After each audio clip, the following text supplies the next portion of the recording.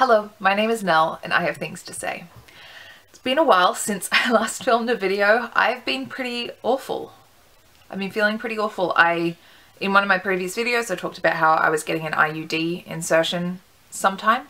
I was given the date. I had a week off a lot of my meds in preparation.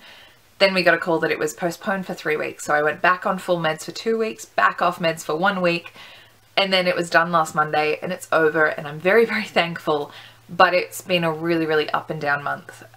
So today I'm very happy to have put on a face and dressed nice and done my hair, and I feel a little more myself and alive.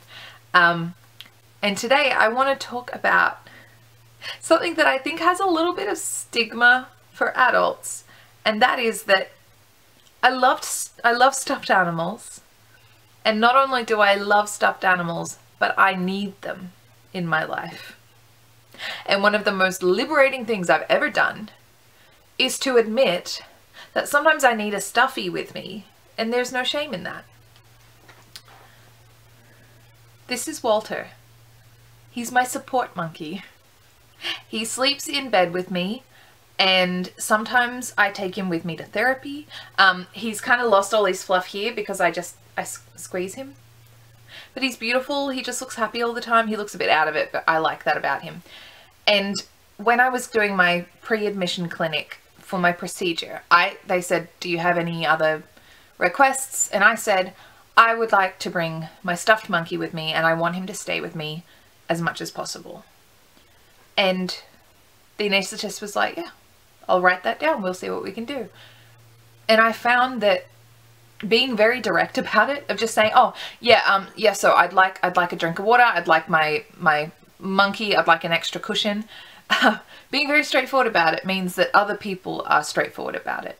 That as an adult, there is no shame in relying on a stuffed animal, and now that I treat it with no shame, other people are more open to it and more accepting of it. And the sweet thing is that they were very, very good.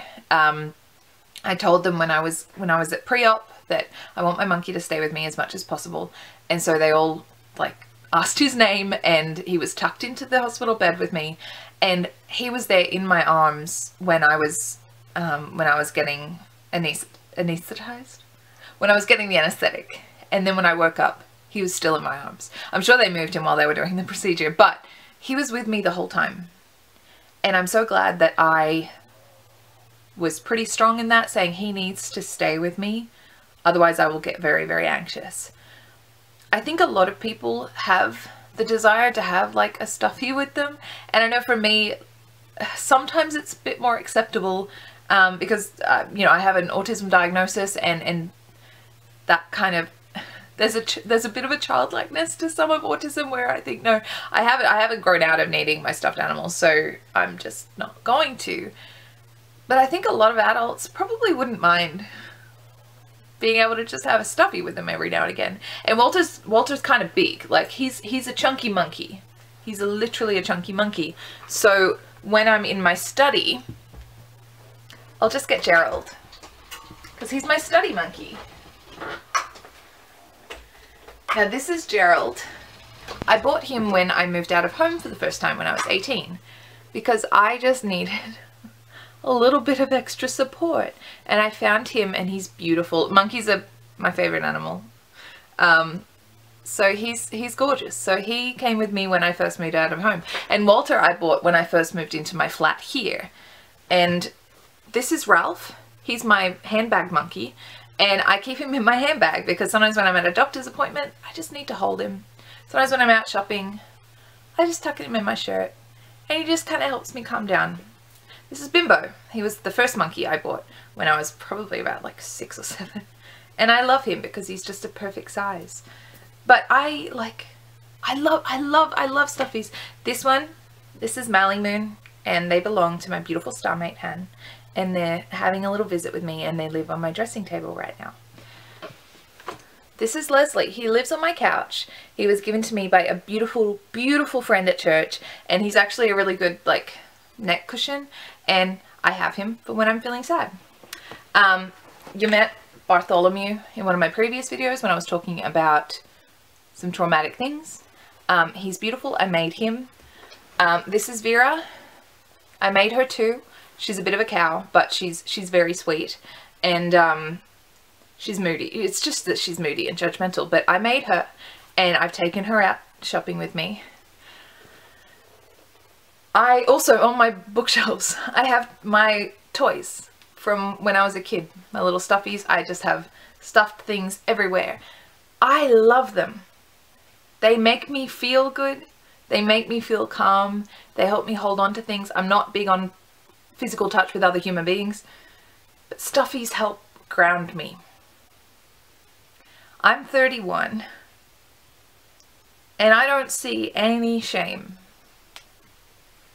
in reaching for one of these guys and giving it a squeeze when I'm nervous, or when I'm anxious, or when I'm unsure. There's no shame in this. And one time I had Walter with me when I was shopping, and I went past this little boy, and he said to me, "Are you allowed to have that?" I said, "What do you mean?" He said, "You're a grown-up." I said, "Well, I think you can have teddy bears with you as long as you want, even if you're a grown-up." And his face was like he just rethought the idea of being a grown-up. I was like, well, that's not too bad. If you can still carry it like a stuffed monkey around with you when you're a grown-up, being a grown-up doesn't sound that bad. And you know what? If it helps you get through things, why not? It's not harming anybody. I mean, I think people just get jealous when they see me and Walter out and about, but I was so happy that I stood my ground and said to the hospital people, I want him with me, because they respected that. And I really want it normalized that sometimes you just want a stuffy, and there's no shame in that, and you can go out and about in public with a stuffy and it's fine. It's fine. It's a good coping mechanism. If you're gonna have an emotional crutch, get an adorable one that isn't destructive. That's all I wanted to talk about, really. That's literally it. I just wanted to show you my collection of friends and say that if you have friends that you rely on, there is no shame, no matter how old you are. You don't need to grow out of this. You really don't. So that's it. Yeah. So that's the main thing for today. I keep looking in the viewfinder because these guys are really adorable. I love monkeys so much. That's all I wanted to say. I put on a face and did my hair just to tell you about how much I love my stuffed animals. That's it. Just a little sweetness. All right. That's all from me. If you like this video, share it with... Oh, I can't do it. All right. That's all. Bless.